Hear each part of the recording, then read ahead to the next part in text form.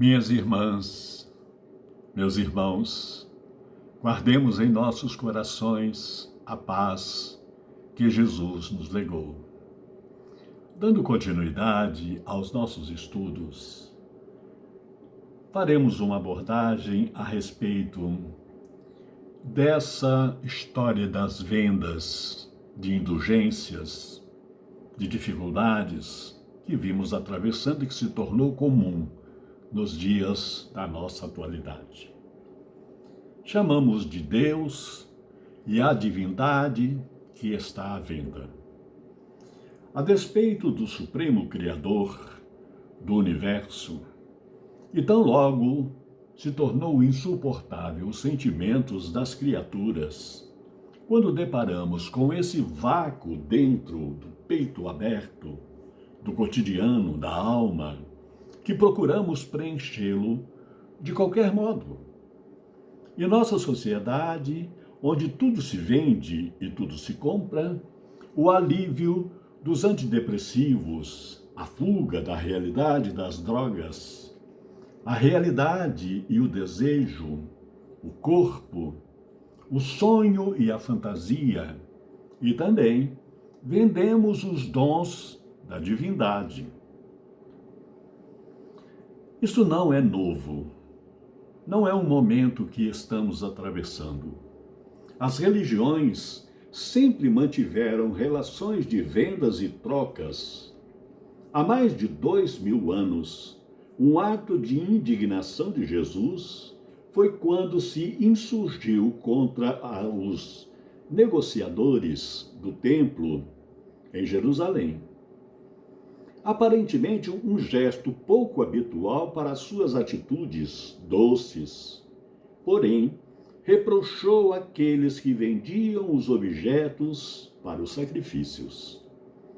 E foi exacerbado pelos escribas em suas memórias nos pergaminhos, conquanto o mestre pontuou que chegaríamos a um tempo em que os sacrifícios passariam a ser prestados mediante a mudança de comportamentos e assimilados pela verdadeira caridade, pela legítima fraternidade.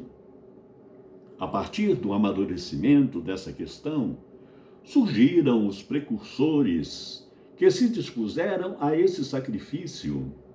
Dentre eles destacamos os estetas de um movimento religioso.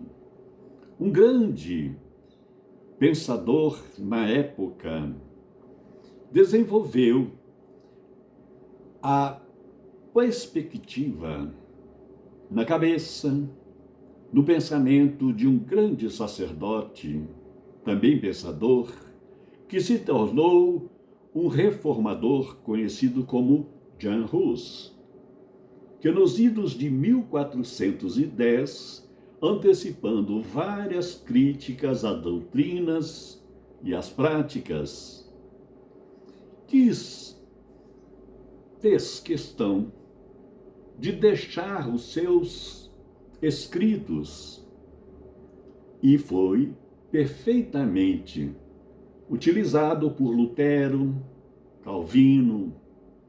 Dentre eles, destaca-se a oposição à venda de indulgências e à riqueza da igreja, bem como a comunhão ser restrita ao corpo eclesiástico, não oferecido aos demais crentes, principalmente os de origem popular, antecipando várias críticas aos dogmas, defendendo que a comunhão do pão e do vinho deveria ser oferecida a todos os fiéis. Além disso, pregavam a ideia de uma igreja pobre contra a opulência com que se apresentava.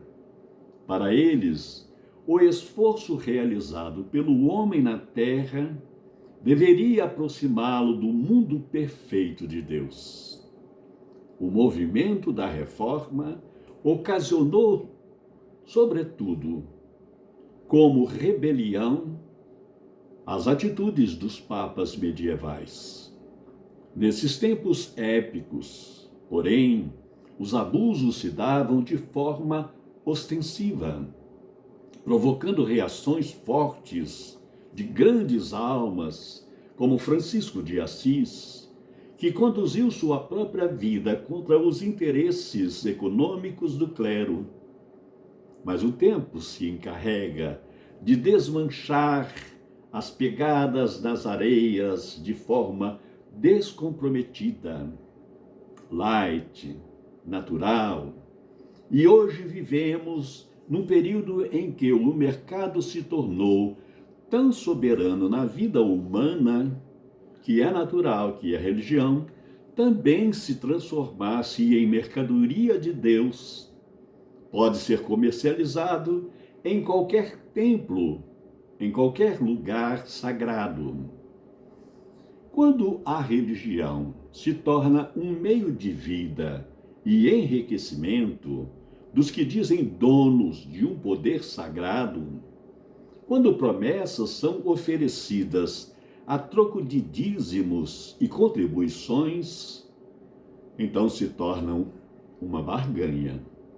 E os fiéis compram porque têm saudades da presença divina, mas se dobram de forma submissa aos que comercializam.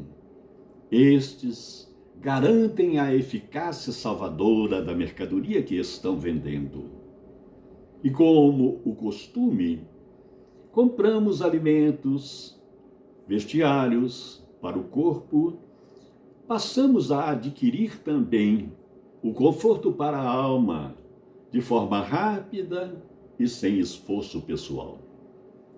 Assim, a ausência do Pai misericordioso deu lugar ao mercantilismo vendável e acaba trazendo ao cenário da vida um conforto ou, em vez de luta pelo reino dos céus, fazendo-nos esquecer que Jesus pronunciou como ensinamento de vida eterna. Procurai primeiro o reino de Deus e sua justiça, e o resto lhe será acrescentado. Muito obrigado. Voltaremos em breve, se Deus assim permitir. Até mais tarde.